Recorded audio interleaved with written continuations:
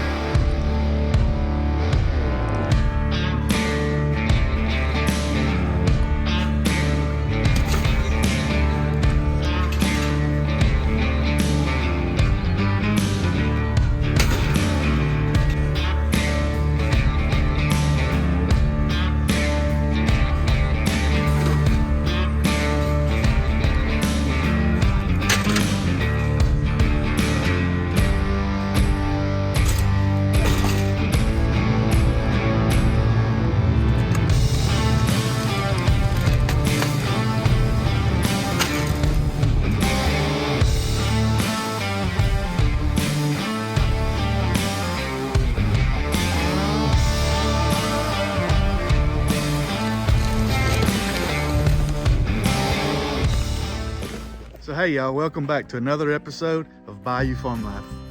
As you heard in the intro, we finally did it. Now you may be asking yourself, well, what did we finally do? And to answer that question, we finally hit our first 1,000 subscribers. I'm so extremely blessed and so honored to hit this mark at such an early stage. 7 months in, and we're already at 1,000 subscribers. This has been a tremendous experience, and all of the thanks goes out to each and every one of y'all. Y'all have made this possible, and I cannot tell you how grateful I am. So in honor for our first 1,000 subscribers, I have something very special planned in the next few weeks. So if you haven't subscribed, make sure to subscribe, turn on the notifications, that way you'll get it, and stick around because you're not going to want to miss it. But to get started for today, we need to run to town and pick up a few things. So y'all come along with us and let's get this day going. All right, so now that we're back home, you may be wondering, well, that's a weird combination. Water hoses and food? Nah, seems odd. But like I've told y'all before, it is extremely hot in South Louisiana. So I get tired of stretching water hoses at least once or twice a day to make sure that the cows and the horses has cold, fresh, clean water to drink. So I'm gonna solve that problem today. I was gonna buy an automatic waterer, but they didn't have none. So I bought a timer instead and an extra water hose. So let's get this meat on the pit and then we'll go outside and we'll get that rigged up. So today I'm gonna be cooking something that I really don't know the name of. I'm gonna call it smashed loaded baked potatoes. We'll try that. So first step, we're gonna use a yellow mustard for a binder on our roast. Now you don't have to do yours this way. You can simply not use a binder, or you can use something else for a binder. I'm just choosing to use just a plain yellow mustard for my binder. You're not gonna taste it. You'll never know it's even on there, other than making the seasoning stick really well. So now that we got our binder on, you can use any seasonings you would like. I'm gonna use some Heath Rowell seasoning, some Cajun seasoning, and some dehydrated vegetables for mine.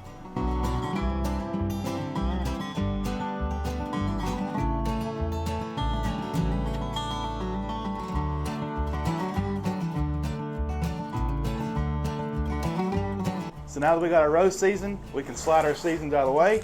and we can get our injection out. So I'm just going to be injecting mine with some Tony Chachere's roasted garlic and herb injection. You may not be able to find this at your local store. Any kind of injection would work. I'm just going to use this today.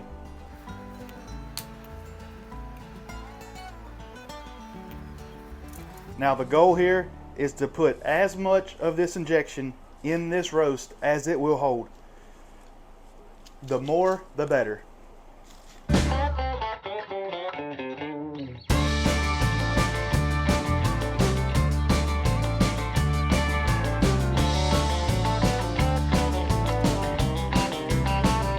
So the best way to tell whenever it's shot up fairly well, whenever you pull the needle out and you see the liquid starting to come out of the roast, you got some liquid in there. Now what I'm going to do, every 1 hour, I'm going to go out to my roast that's going to be on the pit, and I'm going to inject some more liquid in there. What that does is keep it from drying out. Nobody wants dry meat. We like moist meat, so by shooting it up every hour, it keeps it from drying out. Also, I'm going to fill up a spray bottle with some apple juice and a little bit of Worcestershire, or something like that. You know what I'm talking about. And I'm going to spray the outside of this roast every hour. What that does is really caramelize the outside of this roast and gives it a little bit of a sweet taste to the outside of it.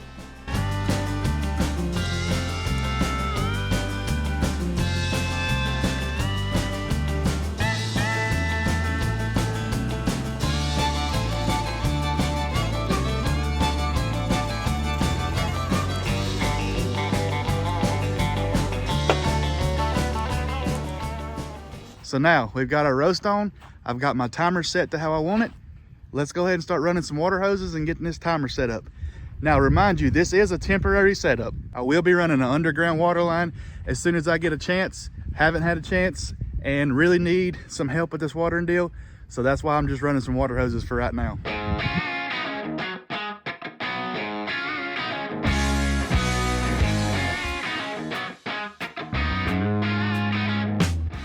So this should be a pretty simple job, right? Well, y'all know how this goes. There's no such thing as a simple job, hardly. Of course, I couldn't get the old water hose off of the valve where I need to put my timer at. The valve is loose, so we're gonna walk over to the barn and hope that I have a valve there that we can use. No luck on the valve. I got a set of vice grips, let's try them. So as expected, it did not work in my favor. I ended up breaking the pipe, so we got to go to town, get a new valve, get a new fitting, get some more pipe. You know, what turned into just a few minutes simple little project turned into an all-day project. I'm just thankful I was smart enough to turn the water off before, otherwise my face would have got a shower.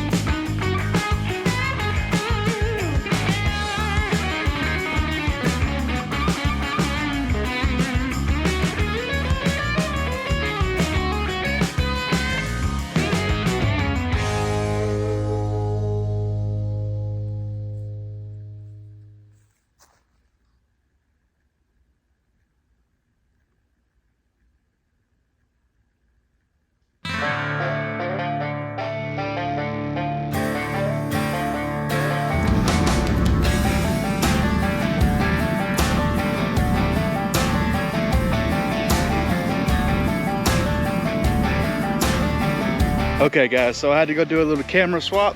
My last camera was overheating. It is that hot out here. So we just got the new faucet and everything glued. So now it's time to start running some water hoses and getting these things hooked up.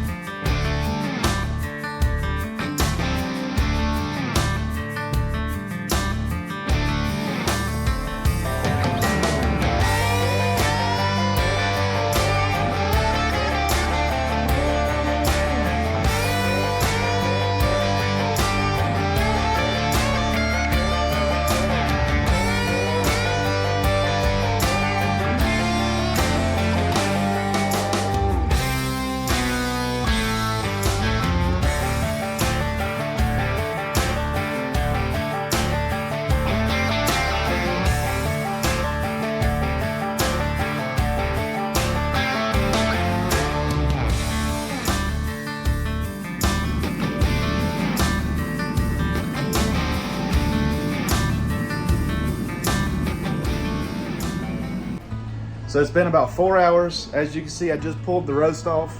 I put it in a pan, I wrapped it up. I put some little bit of apple juice and a little bit of the marinade in the bottom of the pan just for the liquid of that pork roast.